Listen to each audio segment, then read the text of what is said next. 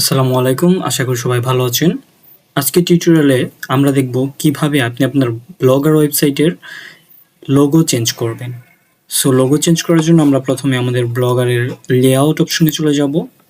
Layout অপশনে গেলে আমরা প্রথমেই উপরের দিকে পাবো হেডার লোগো। এই হেডার লোগো অপশনে যেয়ে আমি এডিটে ক্লিক করব এবং এখানে আমরা আমাদের যে ইমেজটা আছে এটা চেঞ্জ করে আবার আপলোড ইমেজ ফ্রম কম্পিউটার দিব এবং এখানে আমি আমার নতুন লোগোটা চুজ করে দেব এবং আমি আমার নতুন লোগোটা এখানে আপলোড করে দেব আমার ফাইল থেকে।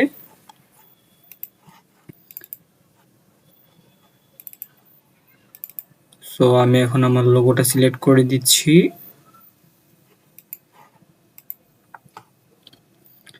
লোগোটা আপলোড হয়ে গেলে আমরা জাস্ট সেভ দিয়ে দেব।